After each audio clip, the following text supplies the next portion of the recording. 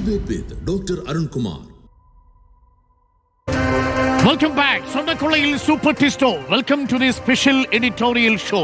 പ്രിയപ്പെട്ട പ്രേക്ഷകരെ, ഏറ്റവും പ്രധാനപ്പെട്ട ചോദ്യം, ഇതിനകം അറസ്റ്റ് ചെയ്യപ്പെട്ടിരിക്കുന്ന 11 പേർ, അതിൽ ഏറ്റവും മുകൾ തട്ടിൽ തന്ത്രി, ദേവസ്വം ബോർഡ് പ്രസിഡന്റും ദേവസ്വം ബോർഡ് അംഗങ്ങളും ദേവസ്വം ബോർഡിലെ തന്നെ ചീഫ് എക്സിക്യൂട്ടീവ് ഓഫീസറും അഡ്മിനിസ്ട്രേറ്റീവ് ഓഫീസറും സെക്രട്ടറിയും അടക്കമുള്ളവർ.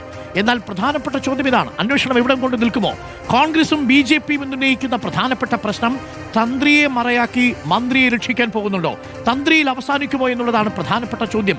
ഇതിൽ ഏറ്റവും നിർണായകമായ ചില ചോദ്യങ്ങളുണ്ട്. ആ ചോദ്യത്തിൽ ഏറ്റവും പ്രധാനപ്പെട്ടത്, നിലവിൽ സ്വർണ്ണക്കൊള്ളയിലെ അറസ്റ്റ് ഈ 11 പേരിൽ ഒതുങ്ങുമോ, അതല്ല ഇനി ചോദ്യം ചെയ്യലിന്റെ പട്ടികയിലേക്ക് മറ്റു നേതാക്കൾ വരുമോ എന്നുള്ളതാണ്. ആർക്കൊക്കെയാണ് സാധ്യതയുള്ളത്? ഇനിയും ഒരുപക്ഷെ ചോദ്യം ചെയ്യാൻ വിളിപ്പിച്ചേക്കാൻ സാധ്യതയുള്ളത്. നിലവിൽ കോൺഗ്രസും BJPയും ആവശ്യപ്പെടുന്നത് കടകംപള്ളി സുരേന്ദ്രനെ ചോദ്യം ചെയ്ത് വിട്ടയക്കുക മാത്രമാണ് ചെയ്തത്. വീണ്ടും കടകംപള്ളി സുരേന്ദ്രനെ ചോദ്യം ചെയ്യുമോ എന്നതാണ് ചോദ്യം. പത്മകുമാറിന്റെ മൊഴിയുണ്ട് എന്ന തരത്തിലുള്ള ചില വിവരങ്ങൾ പുറത്തു വന്നിരുന്നു. ഉണ്ണികൃഷ്ണൻ പോറ്റിയുടെ പരാതി ദേവസ്വം ബോർഡിലേക്ക് എത്തുന്നത് ദേവസ്വം വകുപ്പ് ഓഫീസിൽ നിന്നാണ് എന്ന മട്ടിലുള്ള ഒരു വാർത്ത പുറത്തു വന്നിരുന്നു. ഈ സാഹചര്യത്തിൽ കൂടിയായിരുന്നു അന്ന് കടകംപള്ളി സുരേന്ദ്രനെ ചോദ്യം ചെയ്യാൻ വിളിച്ചത്. രണ്ടാമത്തത് PS പ്രശാന്ത് 2025 ഇതേ പാളികൾ കൊണ്ടുപോകുന്നതിനുള്ള അനുമതി കൊടുക്കുമ്പോൾ സ്പെഷ്യൽ കമ്മീഷണറെ അറിയിക്കാതെ പോയി എന്നതായിരുന്നു വീഴ്ച. അന്ന് ഹൈക്കോടതിയോട് PS പ്രശാന്ത് ക്ഷമയും ചോദിച്ചിരുന്നു. എന്നാൽ ഇതിലും അപ്പുറം എന്തെങ്കിലും ബന്ധം ഉണ്ണികൃഷ്ണൻ പോറ്റിയുമായിട്ടുണ്ടോ? ചോദ്യമുനയിലേക്ക് PS പ്രശാന്ത് വരുമോ? മറ്റൊന്ന് അടൂർ പ്രകാശാണ്, UDFന്റെ കൺവീനർ. ജൻപത്തിൽ സോണിയാഗാന്ധിയെ കാണാൻ ഉണ്ണികൃഷ്ണൻ പോറ്റി പോകുമ്പോൾ ഒപ്പമുണ്ടായിരുന്ന അടൂർ പ്രകാശ് ഉണ്ണികൃഷ്ണൻ പോറ്റിയുമായുള്ള ബന്ധം ഒരു അയ്യപ്പ ഭക്തൻ എന്ന നിലയിൽ മാത്രമാണെന്ന് പറയുമ്പോഴും ഉണ്ണികൃഷ്ണൻ പോറ്റി പങ്കെടുത്ത 2 ചടങ്ങുകളിൽ അടൂർ പ്രകാശിന്റെ സാന്നിധ്യമുണ്ട്. മഹേഷ് ഈ ഉണ്ണികൃഷ്ണൻ പോറ്റിയെ ജൻപത്തിൽ സോണിയാഗാന്ധിക്കൊപ്പം എത്തിക്കുന്നതിൽ പ്രധാന പങ്ക് വഹിച്ചത് അടൂർ പ്രകാശാണോ ആന്റണിയാണോ? ആ സ്വാധീനമുണ്ടായിരുന്നയാൾ ആരാണ്? അപ്പോൾ അതിൽ അടൂർ പ്രകാശും ചോദ്യമുനയിലേക്ക് വരുമോ? മറ്റൊന്ന്, മഹേഷ് കണ്ഠര് പോറ്റിക്കായിട്ട് പൂജകൾ പലയിടങ്ങളിലും നടത്തി. ഇപ്പോഴത്തെ ശബരിമലയിലെ തന്ത്രിയാണ്, മോഹൻ കണ്ഠരുടെ മകനാണ്. മഹേഷ് കണ്ഠരുടെ കാര്യത്തിൽ റോദ്ദം ജുവലറി വളരെ പ്രധാനപ്പെട്ട സ്ഥലമാണ്. ബെല്ലാരിയിലെ റോദ്ദം ജുവലറിയിൽ നിന്നാണ് 400 ഗ്രാമോളം വരുന്ന സ്വർണം SIT കണ്ടെത്തിയിരിക്കുന്നത്. ഗോവർദ്ധന്റെ ജുവലറിയിൽ പോയി, അതായത് സ്വർണം മോഷ്ടിച്ച സ്വർണം വാങ്ങിയ ഗോവർദ്ധന്റെ ജുവലറിയിൽ പൂജ നടത്തിയ മഹേഷ് കണ്ഠര് ഉണ്ണികൃഷ്ണൻ പോറ്റിക്കൊപ്പം പലയിടങ്ങളിലും പോയി പൂജ നടത്തി എന്നുള്ള വിവരം പുറത്തു വരുന്നുണ്ട്. അങ്ങനെയാണെങ്കിൽ മുൻ തന്ത്രി മാത്രമല്ല, ഇപ്പോഴത്തെ തന്ത്രിയായ മഹേഷ് കണ്ഠരും ചോദ്യം ചെയ്യൽ മുനയിലേക്ക് വരുമോ? മറ്റൊരു പേര്, ഈ സ്വർണ്ണക്കൊള്ളയുമായി ബന്ധപ്പെട്ട ആദ്യഘട്ടത്തിൽ നമ്മൾ കേട്ട പേര് CK വാസുദേവന്റെ പേരാണ്. താങ്ങുപീഠം ഉണ്ണികൃഷ്ണൻ പോറ്റിയുടെ വീട്ടിൽ കൊണ്ട് കൊടുത്തത് ഈ CK വാസുദേവനാണ്. പക്ഷേ CK വാസുദേവൻ ഇതുവരെയും ഉണ്ണികൃഷ്ണൻ പോറ്റിയുടെ അടുത്ത സുഹൃത്തായിരുന്നു. ഈ CK വാസുദേവൻ ഇതുവരെയും ചോദ്യമുനയിലേക്ക് വന്നിട്ടില്ല എന്നുള്ളതാണ്. മറ്റൊന്ന്, രമേശ് റാവു ഉണ്ണികൃഷ്ണൻ പോറ്റിയുടെ പേരിൽ സന്നിധാനത്തു നിന്നും ഈ പാളികൾ കൊണ്ടുപോയ സ്പോൺസറുടെ പേരാണ് രമേശ് റാവു. ഈ രമേശ് റാവുവും ഇതുവരെയും ചോദ്യമുനയിലേക്ക് വന്നിട്ടില്ല. മറ്റൊന്ന്, അനന്തസുബ്രഹ്മണ്യൻ ഉണ്ണികൃഷ്ണൻ പോറ്റിക്ക് വേണ്ടി ഈ പാളികൾ കൊണ്ടുപോയതിലെ മറ്റൊരു പ്രധാനപ്പെട്ടയാൾ അനന്തസുബ്രഹ്മണ്യനാണ്. ഒരു തവണ മാത്രം വിളിപ്പിച്ചിട്ടുണ്ടെന്നാണ് മനസ്സിലാക്കാൻ സാധിക്കുന്നത്. ഇത്രയും പേരുകളാണ് ഇതുവരെ പുറത്തു വന്നിരിക്കുന്ന പേരുകളിൽ ഇനി ചോദ്യം ചെയ്യാൻ വേണ്ടി ബാക്കി നിൽക്കുന്നത്. ഏറ്റവും പ്രധാനപ്പെട്ട ചോദ്യം ഇതാണ്: ഇവരിലേക്കൊക്കെ അന്വേഷണം എത്തുമോ എന്നുള്ളതാണ്. നമുക്കിപ്പം TV പ്രസാദ് ഉണ്ട്. TV പ്രസാദ്, പ്രധാന ചോദ്യവും അത് തന്നെയാണ്. ഇപ്പോൾ ചോദ്യം ചെയ്യാൻ വേണ്ടി ഇനി ഒരു നിരയുണ്ടെങ്കിൽ നമ്മൾ ഈ പറഞ്ഞ പേരുകൾ, അതിനും അപ്പുറമുള്ള പേരുകളിലേക്ക് SIT എത്താനുള്ള സാധ്യതയുണ്ടോ? കോൺഗ്രസിന്റെയും BJPയുടെയും ആരോപണം എന്ന് പറയുന്നത് തന്ത്രിയിലേക്ക് എത്തി കേസ് ഒതുക്കാനാണെങ്കിൽ അനുവദിക്കില്ല എന്നുള്ളതാണ്. മന്ത്രിയിലേക്ക് എത്തുമോ? മറ്റ് നമ്മൾ പറഞ്ഞ പേരുകളിലേക്ക് SIT വീണ്ടും എത്താനുള്ള സാധ്യതയുണ്ടോ? ഒരു 2ാം റൗണ്ട്? Good evening Arun. ഉറപ്പായും എത്താനുള്ള സാധ്യത തന്നെയാണ് കാണുന്നത്. കാരണം ഈ കേസിൽ ഏറ്റവും പ്രധാനം അവിടുത്തെ തൊണ്ടി മുതലാണ്. ആ തൊണ്ടി മുതലിലേക്ക് ഇതുവരെയും അന്വേഷണം എത്തിയില്ല. തൊണ്ടി മുതൽ കൊണ്ടുപോയ 2 പേർ, അതിലൊരാൾ രമേശ് റാവു, മറ്റൊരാൾ സുബ്രഹ്മണ്യൻ, ഈ 2 അനന്ത സുബ്രഹ്മണ്യൻ, ഇവർ 2 പേരും ഇതുവരെ പ്രധാനമായും SITയുടെ മുന്നിലേക്ക് വന്നതേയില്ല എന്നുള്ളതാണ്. മറ്റൊരു ദുരൂഹമായ ഒരു പേരുള്ളത് CK വാസുദേവൻ്റെതാണ്. അരുണോ, നമുക്കെല്ലാവർക്കും അറിയാം CK വാസുദേവന്റെ പേര് പറഞ്ഞു കേൾക്കുന്നത് പോറ്റിയുമായി ചേർന്ന് താങ്ങുപീഠവുമായി ബന്ധപ്പെട്ട പേരാണ്. ആ താങ്ങുപീഠം 5 വർഷത്തോളം തൻ്റെ വീട്ടിൽ സൂക്ഷിച്ച ആളാണ്. മാത്രവുമല്ല ശബരിമലയിലെ ഓരോ പാളികൾ ഇളക്കുമ്പോഴും അത് ഫിറ്റ് ചെയ്യുമ്പോഴും വാതിലിളക്കുമ്പോഴും അത് ഫിറ്റ് ചെയ്യുമ്പോഴും വാതിൽ നിർമ്മിക്കുമ്പോഴും കൊടിമരത്തിന്റെ പറ മാറ്റുമ്പോഴും എല്ലാ സ്ഥലത്തും ഈ CK വാസുദേവൻ എന്ന ഇളമ്പള്ളി ക്ഷേത്രത്തിന്റെ പ്രധാനപ്പെട്ട ആളുടെ സാന്നിധ്യമുണ്ട്. പക്ഷേ CK വാസുദേവനും ഇതുവരെ രംഗത്തേക്ക് വന്നതേയില്ല. ചുരുക്കത്തിൽ അരുൺ, ശബരിമലയിലെ സ്വർണ്ണപ്പാളി എങ്ങോട്ടേക്കാണ് പോയത് എന്ന വഴിയിലൂടെ കൃത്യമായി ഇതുവരെയും പ്രത്യേക അന്വേഷണ സംഘത്തിന് പോകാൻ കഴിഞ്ഞിട്ടില്ല. ഒരുപക്ഷെ സമയപരിമിതിയുടെ ഭാഗമായിട്ടായിരിക്കാം. ദേവസ്വം വിജിലൻസിന്റെ റിപ്പോർട്ടിൽ ഇക്കാര്യം വളരെ വ്യക്തമായി പറയുന്നുണ്ട് എങ്ങനെയാണ് പോയതെന്ന്. ശബരിമലയിൽ നിന്ന് ബംഗളൂരുവിലേക്കും ബംഗളൂരുവിൽ നിന്ന് ഹൈദരാബാദിലേക്കും ഹൈദരാബാദിൽ നിന്ന് പിന്നീട് ചെന്നൈ സ്മാർട്ട് ക്രിയേഷൻസിലേക്കും ഇത് വന്നു എന്നതാണ് ആ 39 ദിവസത്തെ ഗ്യാപ്പിൽ. പക്ഷേ എന്തിനാണ് ബംഗളൂരുവിൽ കൊണ്ടുപോയി അവിടെ നിന്ന് നേരെ ഹൈദരാബാദിലേക്ക് കൊണ്ടുപോയത് എന്നതാണ്. ഹൈദരാബാദിലും ഒരു മന്ത്രയുണ്ട്. ആ മന്ത്രയിൽ നിന്നാണോ ഇത് മറിഞ്ഞു പോയത് എന്നതാണ് അരുണിതൽ പ്രധാനപ്പെട്ടത്. ഇനി VSSCയിൽ നിന്ന് വരാനുള്ള റിസൾട്ടാണ്. VSSCയിൽ വരാനുള്ള റിസൾട്ടിലുള്ളത് അതിന്റെ കാലപ്പഴക്കമാണ്. കാലപ്പഴക്കം പ്രകാരം അത് പുതിയതാണ് എങ്കിൽ ശബരിമലയിൽ നമ്മൾ കാണുന്ന കട്ടിളപ്പടിയും അതുപോലെ തന്നെ ദ്വാരപാലക വിഗ്രഹങ്ങളിലെ പാളിയും അതെല്ലാം പിന്നീട് മോൾഡ് ചെയ്ത് ഉണ്ടാക്കിയതാണെന്ന് കണ്ടെത്തിയാൽ ഉറപ്പായും അതിൽ നഷ്ടപ്പെട്ടിരിക്കുന്നത് സ്വർണം മാത്രമല്ല, അത് അതുപോലെ കടന്നുപോയി എന്നുള്ളതാണ്. ഇതിന്റെ വ്യാപ്തി വർദ്ധിക്കും. നമ്മൾ നേരത്തെ സംസാരിച്ചതുപോലെ മറ്റു പലരിലേക്കും അന്വേഷണം എത്തുകയും ചെയ്യും. Okay, thank you TV Prasad. ഏറ്റവും പ്രധാനപ്പെട്ട ചോദ്യം ജിമ്മി, ഈ VSCയിൽ നിന്ന് വരുന്ന ഇൻഫർമേഷൻ എന്തായിരിക്കും എന്നുള്ളതാണ്. ഉരുക്കിയ സ്വർണ്ണമായതുകൊണ്ട് തന്നെ ആ സ്വർണം പഴയതാണോ പുതിയതാണോ എന്ന് കണ്ടെത്തുക ബുദ്ധിമുട്ടാവുന്ന ശാസ്ത്രീയമായിട്ടുള്ള ചില നിരീക്ഷണങ്ങൾ വന്നിട്ടുണ്ട്. ഈ അന്വേഷണത്തിന്റെ അവസാനത്തെ കച്ചിത്തിരുമ്പാണ് ഈ സ്വർണം തൊണ്ടി മുതൽ കണ്ടുപിടിക്കാനുള്ളത്. ഒറിജിനൽ ഗോൾഡ് ആണെന്ന് കണ്ടുപിടിക്കുക, അത് ആ ശബരിമലയിൽ നിന്ന് കൊണ്ടുപോയതാണെന്ന് തെളിയിക്കുക. ഈ രണ്ട് കാര്യങ്ങളിൽ വളരെ ക്രൂഷ്യലാണ് ഈ റിപ്പോർട്ട്. മാത്രമല്ല ജിമ്മി, ഇപ്പോൾ വരുന്ന വിവരം അനുസരിച്ച് റോദം ജുവറിയിൽ നിന്ന് കണ്ടെത്തിയിരിക്കുന്ന 400 ഗ്രാം സ്വർണ്ണക്കട്ടികളാണ്. ആ സ്വർണ്ണക്കട്ടികൾ ഇതല്ല എന്ന് ഇതിനകം തന്നെ സമ്മതിച്ചു കഴിഞ്ഞു. അതെ അതെ. അപ്പൊ അത് ഇതെവിടെ പോയി എന്നുള്ളതാണ്. തൊണ്ടി എവിടെ പോയി? ഒരൊറ്റ ചാൻസേ ഉള്ളൂ. ഈ അവസാനം വരുന്ന റിപ്പോർട്ടിൽ ആ പഴയ ഗോൾഡ് തന്നെ ആയിരുന്നു എന്നുള്ളതിന് ഒരു തെളിവ് എങ്ങനെ വരും? തന്ത്രി കണ്ഠര് രാജീവര് ദൈവതുല്യൻ എന്ന പത്മകുമാർ പറഞ്ഞ ഈ കേസിലെ ഏറ്റവും നിർണായകമായ അറസ്റ്റാണോ ഇത് എന്നുള്ളതാണ് ഏറ്റവും പ്രധാനപ്പെട്ട ചോദ്യം. ഇതോടുകൂടി ഇത് അവസാനിക്കുമോ? പക്ഷേ കണ്ഠര് രാജീവരും ഉണ്ണികൃഷ്ണൻ പോറ്റിയും തമ്മിൽ സാമ്പത്തിക ഇടപാടുകൾ ഉണ്ടെന്ന് ബോധ്യപ്പെട്ടാൽ അതിനും പുറകോട്ടുള്ള അന്വേഷണത്തിലേക്ക് കൂടി പോകുമോ എന്നുള്ളതാണ് ചോദ്യം. Welcome to editorial special show. നമുക്കിപ്പം M ജയചന്ദ്രൻ ഇടത് സഹയാത്രികരുണ്ട്, ഒപ്പം തന്നെ മഹേഷ് പണിക്കലുമുണ്ട്. ഞാൻ ഒന്നുകൂടി മഹേഷ് പണിക്കലിലേക്ക് പോകുന്നു, ശില്പിയിലേക്ക്. മഹേഷ് പണിക്കർ, ഇതിൽ ഇപ്പോൾ നമ്മൾ 2019 സ്വർണ്ണക്കൊള്ളയെ കുറിച്ചാണ് പറയുന്നത്. അതിലാണ് തന്ത്രി രാജീവ് കണ്ഠരുടെ ഇടപാടുകൾ ദുരൂഹമായിരിക്കുന്നത്. പക്ഷേ അന്വേഷണം ഹൈക്കോടതിയുടെ നിർദ്ദേശത്തെ തുടർന്ന് 98 വരെ വേണമെങ്കിലും SITക്ക് നടത്താം. അങ്ങനെയാണെങ്കിൽ രാജീവ് കണ്ഠര് സന്നിധാനത്തെ മേൽശാന്തിയായിട്ട് വരുന്ന കാലം മുതൽ ഉണ്ണികൃഷ്ണൻ പോറ്റിയുള്ള 2007 മുതലുള്ള കാലം മുതലുള്ള ഇടപാടുകൾ അന്വേഷിക്കേണ്ടി വരില്ലേ? വാജിവാഹനം, സ്വർണ്ണക്കൊടിമരം, പ്രഭാമണ്ഡലം, വ്യാളി രൂപങ്ങൾ, ഒപ്പം തന്നെ മേൽക്കൂരയിൽ സ്വർണം പൊതിഞ്ഞത്, ഇതെല്ലാം അന്വേഷിച്ചു വരുമ്പോൾ അത്ര എളുപ്പമാകുമോ രാജീവ് കണ്ഠർക്ക് പുറത്തിറങ്ങാൻ? തീർച്ചയായിട്ടും. അതായത് നമ്മൾ ഒരുപാട് സീരിയസ് ആയിട്ടുള്ള ഒരുപാട് കൊള്ള അവിടെ നടന്നിട്ടുണ്ട്. പക്ഷേ ഈ കൊള്ളക്കകത്ത് ഈ പറഞ്ഞ തൊണ്ടി മുതൽ കണ്ടെത്തുക, അതാണ് ഇനി അന്വേഷണത്തിന്റെ ഗതിയെ നിശ്ചയിക്കുന്നത്. ബാക്കിയുള്ള ഇതിലേക്കും പോകുന്നത്. ഈ വാജിവാഹനം അദ്ദേഹത്തിൽ ഉണ്ടെന്ന് പറഞ്ഞു. അപ്പൊ അത് വളരെ സ്പഷ്ടമാണ്. അതിനകത്ത് വേറെ അന്വേഷണത്തിന്റെ ആവശ്യമില്ല. അത് അവിടെ ഉണ്ടെന്ന് പറഞ്ഞു. അപ്പൊ അത് എവിടെ പോയിന്ന് മാത്രം, ഒറിജിനലാണോ അല്ലെങ്കിൽ എവിടെ പോയി എന്നുള്ള അന്വേഷിച്ചാൽ മതി. പക്ഷേ ഈ തൊണ്ടി മുതൽ കണ്ടെത്താനായിട്ട് പൂജാവിധിയുമായിട്ട് ബന്ധപ്പെട്ട ഒരു കാര്യത്തിൽ മാത്രമാണ് വാജിവാഹനത്തിന്റെ കാര്യം പറഞ്ഞതുകൊണ്ടാണ്.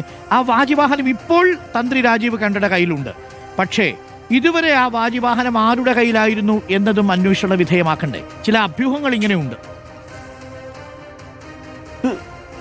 തീർച്ചയായിട്ടും ആ വാജിവാഹനം ഒറിജിനൽ ആണോ എന്ന് പരിശോധിക്കണം. ഒന്ന് കാര്യം, അത് ഒറിജിനൽ ആകാനുള്ള സാധ്യതയില്ല. ഇപ്പൊ അവിടെ അന്വേഷണം നടക്കുന്നുണ്ട്.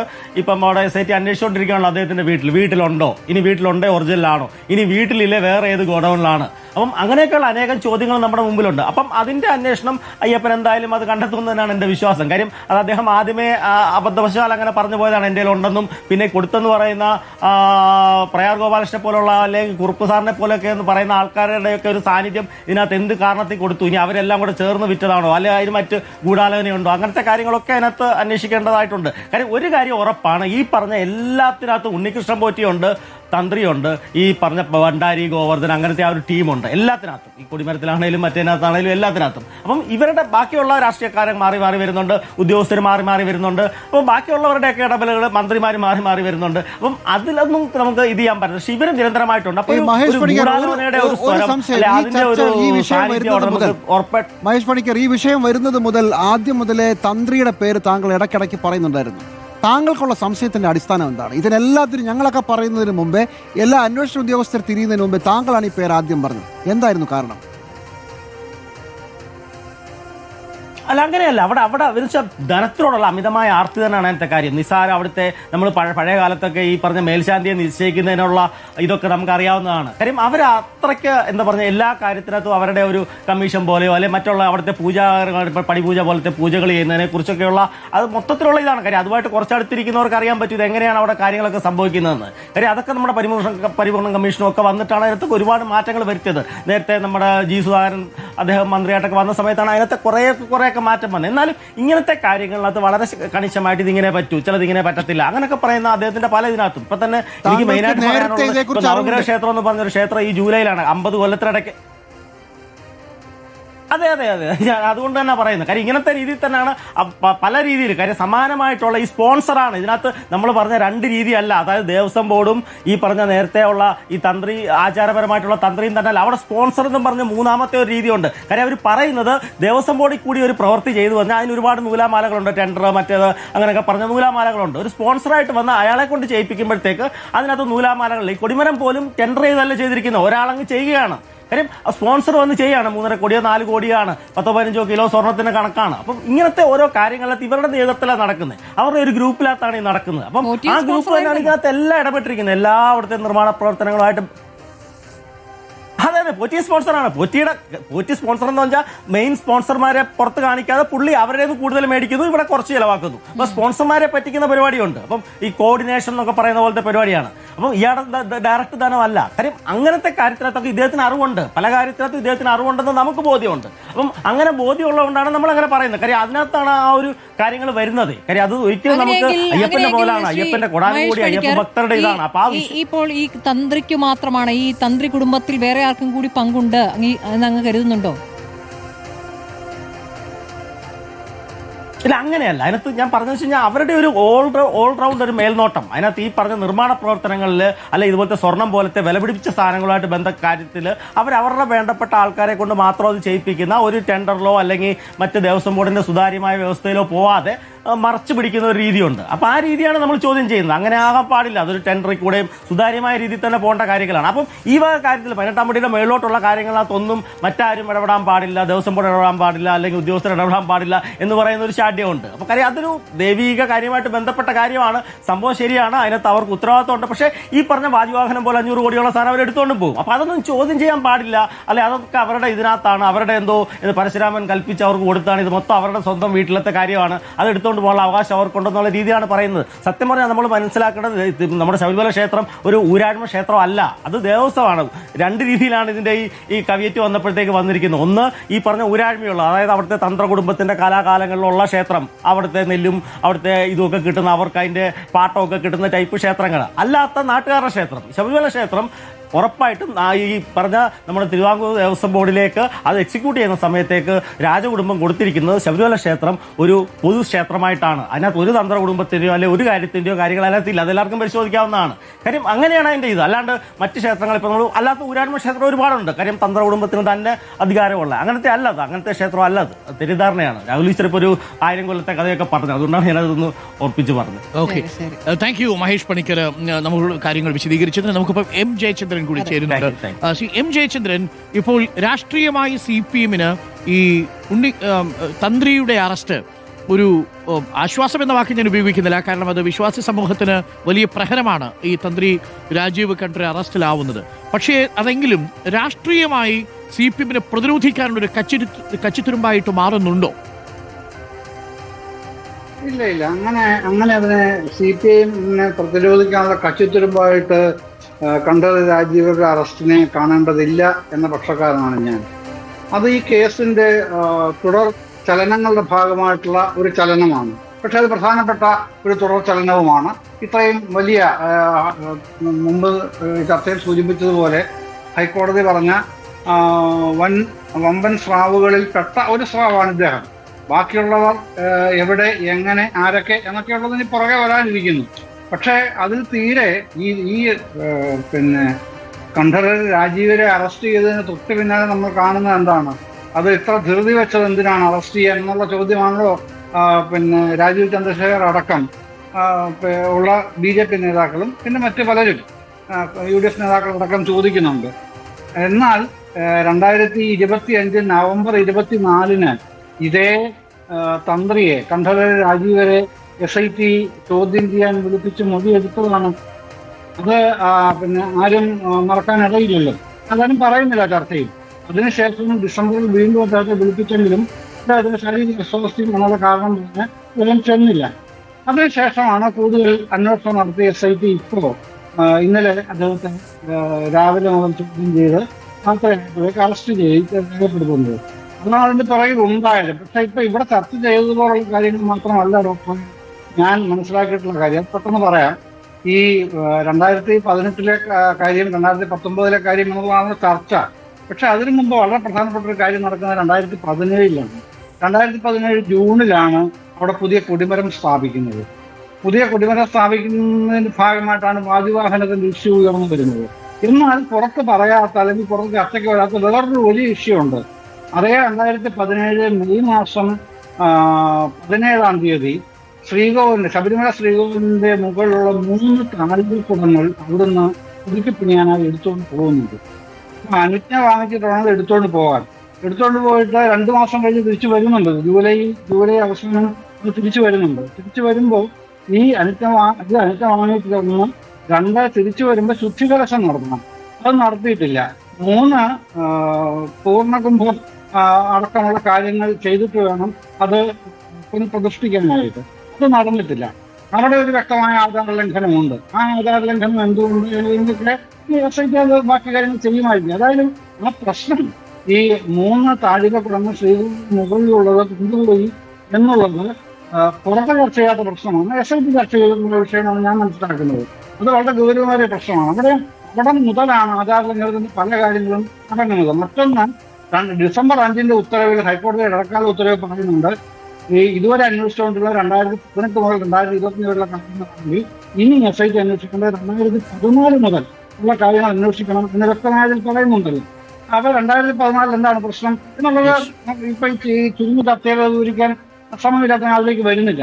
അപ്പൊ അത്തരത്തിലുള്ള കാര്യങ്ങൾ ഉണ്ട് എന്നുള്ളത് സ്പഷ്ടമാണ്. പിന്നെ മറ്റൊരു പ്രശ്നം ഇപ്പൊ ഏറ്റവും പ്രധാനമായിട്ടുള്ളത് തങ്ങൾ പറയാത്ത ആരെയെങ്കിലും അറസ്റ്റ് ചെയ്താൽ അല്ലെങ്കിൽ തങ്ങൾക്ക് ഇഷ്ടമില്ലാത്ത ആരെങ്കിലും അറസ്റ്റ് ചെയ്താൽ അതിനെതിരെ പൊട്ടിത്തെറിക്കുക എന്നുള്ളതാണ് ഇന്നലെ മുതൽ കണ്ടുവരുന്ന ഒരു കാര്യം. പക്ഷെ ഇനി വരാണ്ടിരിക്കുന്ന മറ്റൊന്നാണ് ഡോക്ടർ അരുൺ. ഞാൻ കാണുന്നത് ED രംഗപ്രവേശനം ചെയ്തിട്ടുണ്ട് ഇക്കാര്യത്തിൽ. ഇനിയിപ്പോ ED വർദ്ധിത വീര്യത്തോടെ പലരെയും അറസ്റ്റ് ചെയ്യാൻ പോകുന്നു എന്നാണ് എന്റെ ഒരു ധാരണ. കാരണം ജാമ്യമില്ലാതെ അകത്തിടാനുള്ള എല്ലാ അധികാരങ്ങളുള്ള ഏജൻസിയാണല്ലോ അവര്. അപ്പൊ ആരൊക്കെ അകത്ത് പോകും? അതിൽ CPM നേതാക്കൾ പോകുമായിരിക്കും, UDFന്റെ നേതാക്കൾ പോകുമായിരിക്കും. ഒരുപക്ഷെ ഈ പറയുന്ന ആന്റോ ആന്റണിയും അടൂർ പ്രകാശും അടക്കമുള്ളവരെ അറസ്റ്റ് ചെയ്യാനും ചോദ്യം ചെയ്യാനൊക്കെ അധികാരം ഈ EDക്കുണ്ടല്ലോ. അതുകൊണ്ടാണ് ഒരു നിയന്ത്രിത രീതിയിൽ UDF കോൺഗ്രസ് നേതാക്കൾ ഇക്കാര്യത്തിൽ പ്രതികരണം നടത്തുന്നതെന്നാണ് ഞാൻ ധരിക്കുന്നത്. ഏതായാലും EDയുടെ രംഗപ്രവേശത്തോടുകൂടി അവർ ECI ഇട്ടല്ലോ, അതോടുകൂടി പുതിയ ഒരു ഘട്ടം ഈ കേസിൽ ആരംഭിക്കാൻ പോകുന്നു എന്ന് തന്നെയാണ് എന്റെ വിശ്വാസം. ഓക്കെ, ശ്രീ ജയചന്ദ്രൻ, മറ്റു ചോദ്യം നമുക്ക് ശരൺ നമുക്കൊപ്പം ഉണ്ട്. EDയുടെ വിവരം ശരൺ നമുക്ക് നൽകും. വളരെ വളരെ പ്രധാനപ്പെട്ട കാര്യമാണ്. സ്മരിക്കുന്നു. ഒരു ചോദ്യം കൂടി വേണമെങ്കിൽ നമുക്ക് ജയചന്ദ്രൻ. ജയചന്ദ്രൻ, താങ്കൾ ഇപ്പോൾ പറഞ്ഞു വെച്ചതിൽ ഒരു പ്രധാനപ്പെട്ട കാര്യം, കോൺഗ്രസിന് 2 നേതാക്കൾ ഒരുപക്ഷെ പിടിയിലായേക്കാം എന്ന് താങ്കൾ പറഞ്ഞു. ശരി, ഇതിനകത്ത് ഒരു പറയുന്ന പ്രധാനപ്പെട്ട പേര് ഇടതുപക്ഷത്തിന്റെ ഭാഗത്ത് നിന്ന് മുൻ മന്ത്രി കടകംപള്ളി സുരേന്ദ്രനാണ്. ആ പേര് പറഞ്ഞില്ലല്ലോ. ED അങ്ങോട്ട് എത്തില്ലേ? ഞാനതാണ് പറഞ്ഞത്, ആരെ വേണമെങ്കിലും അറസ്റ്റ് ചെയ്യാം. അത് CPMന്റെ ഭാഗത്തു നിന്നാവാം, കോൺഗ്രസിന്റെ ഈ 2 MPമാരുടെ പേര് പറയുകയാണ് ചെയ്തത്. അത് താങ്കൾ പറഞ്ഞതുപോലെ കടകംപള്ളി സുരേന്ദ്രനാകാം, ഒന്നുമില്ലാതെ ഇപ്പൊ നടക്കുന്ന നമ്മളിൽ ആരുമാകാം. ഇപ്പൊ എന്നെങ്കിലും വേണമെങ്കിൽ അത് EDക്ക് ഇക്കാര്യത്തിൽ അറസ്റ്റ് ചെയ്താൽ അല്ലെങ്കിൽ താങ്കളെ അറസ്റ്റ് ചെയ്താൽ കൊല്ലം ചോദിക്കാനുണ്ടോ ആരെങ്കിലും? ഒന്നുമില്ല. അത് EDയുടെ അവകാശമാണ്. പരമാധികാരമുള്ള ഒരു സംവിധാനം. ജാമ്യം പോലും കൊടുക്കാതെ എത്ര കാലം വേണമെങ്കിലും തടവില്ല ഇടാം എന്നൊക്കെയുള്ളത് കിടക്കുകയാണ്. അപ്പൊ ഇത് പിന്നെ ഒരു പ്രധാനപ്പെട്ട മറ്റൊരു കാര്യം ചൂണ്ടിക്കാണിക്കാനുള്ളത്, ഹൈറാർക്കിയിൽ ഏറ്റവും ലോ പ്രൊഫൈലായിട്ട് നിൽക്കുന്ന ഒരാളാണല്ലോ ഉണ്ണികൃഷ്ണൻ പോറ്റി ശബരിമലയിൽ. ആ ശബരിമലയിലെ ലോ പ്രൊഫൈലായിട്ട് നിൽക്കുന്ന ഒരാള് ശബരിമലയുടെ ഈ അയ്യപ്പന്റെ പ്രതിപുരുഷനായിട്ട് എങ്ങനെയാണ് VVIP ആയ സോണിയാഗാന്ധിയുടെ അടുത്ത് എത്തുക, എന്നിട്ട് അവർക്ക് ചരട് കെട്ടിക്കൊടുക്കുക, അല്ലെങ്കിൽ മറ്റൊന്നെങ്കിലും സമ്മാനം കൊടുക്കുക. അവരാവശ്യപ്പെട്ടാൽ അവരുടെ രോഗത്തിന് വേണ്ടിയിട്ടാണോ, രോഗപരിഹാരത്തിന് വേണ്ടിയിട്ടാണോ ചരട് കെട്ടിക്കൊടുക്കാൻ ചെന്നതെന്ന് പറഞ്ഞതാരാണ്?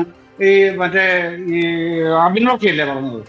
അപ്പൊ അങ്ങനെയാണെന്നുണ്ടെങ്കിൽ, അങ്ങനെ താല്പര്യം ഉണ്ടെങ്കിൽ സാക്ഷാൽ കണ്ഠരര് രാജീവര് തന്നെ അതിനുവേണ്ടി അവിടെ ചെല്ലാൻ തയ്യാറാണല്ലോ. കേരളത്തിൽ ഏറ്റവും വലിയ ഉഡായിപ്പുകാരനും തട്ടിപ്പുകാരനുമായ മോൺസൺ മാവുങ്കലിന്റെ മുമ്പിൽ പോയതേ വലിയ കുറ്റാന്വേഷണ വിദഗ്ധനാവുകയും കേരള സർക്കാർ വലിയ മികച്ച അന്വേഷണ ഉദ്യോഗസ്ഥനായിട്ട് കേരള പോലീസിനെ തലപ്പത്ത് കൊണ്ടുവച്ച നമ്മുടെ ലോക്നാഥ് ബെഹ്റയല്ലേ? ആ ഇരിപ്പ് താങ്കൾക്ക് ഓർമ്മയുണ്ടല്ലോ. കേരള പോലീസിന്റെ തലപ്പത്തിരിക്കുന്ന മനുഷ്യനെ മോൺസൺ മാവുങ്കൽ അംശവടി കാണിച്ച് പറ്റിച്ച നാടല്ലേ ഇത്? അപ്പോൾ സോണിയാഗാന്ധിയുടെ കയ്യിൽ പറ്റിച്ചു എന്നതല്ലാതെ വേറെ എന്താ പറയാൻ പറ്റുക? സോണിയാഗാന്ധിയുടെ കയ്യിൽ ആ ചരട് കെട്ടി കൊടുത്തത് ഒരു കീശാന്തിക്കാരൻ പോലും അല്ലാത്തയാളാണ്. സോണിയാഗാന്ധിയെ പറ്റിച്ചു എന്നല്ലേ നമുക്ക് പറയാൻ പറ്റുമോ? ഞാൻ സോണിയാഗാന്ധിയെ സംശയിക്കുകയല്ല ഡോക്ടർ അരുൺ, ഞാൻ അവരെ പറ്റി ആരോപിക്കുന്നുമില്ല. പക്ഷേ EDക്ക് ഇതൊക്കെ ധാരാളമാണെന്ന് ചൂണ്ടിക്കാണിക്കുക മാത്രമാണ് ചെയ്തത്. അറസ്റ്റിലായവരുടെ സാമ്പത്തിക കാര്യങ്ങൾ പരിശോധിക്കുന്നു, ക്രമക്കേട് കണ്ടെത്തിയാൽ അവരുടെ അക്കൗണ്ടുകൾ ഫ്രീസ് ചെയ്യും എന്നാണ് നമുക്ക് അറിയാൻ കഴിയുന്നത്. എല്ലാവരെയും കയറി അറസ്റ്റ് ചെയ്യുന്ന രൂപത്തിലേക്ക് പോകുക എന്നതല്ല നിലവിൽ നമ്മുടെ മുന്നിലുള്ളത്. അതാണ്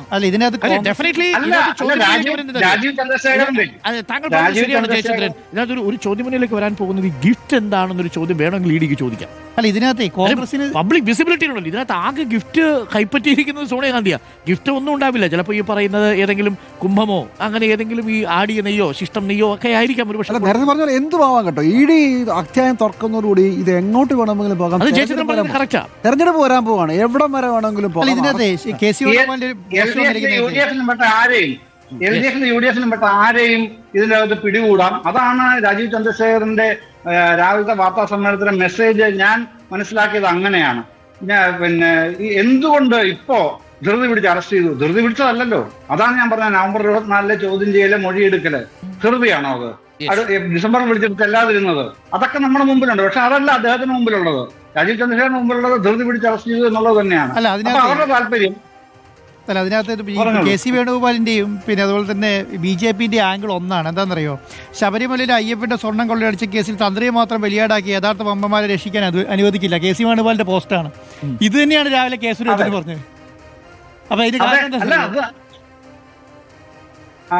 ഒരു സെക്കൻഡ് ഞാൻ പറഞ്ഞു നിർത്തിക്കോട്ടെ. ഹലോ, പറഞ്ഞു.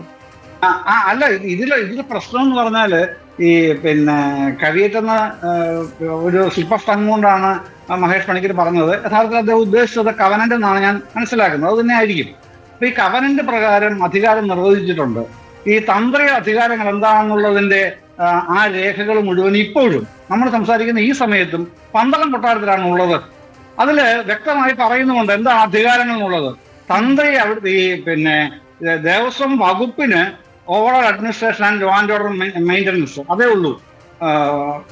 പൊതുഭരണ നിർവഹണവും ക്രമസമാധാന പാലനവും മാത്രമേ അവർക്കുള്ളൂ.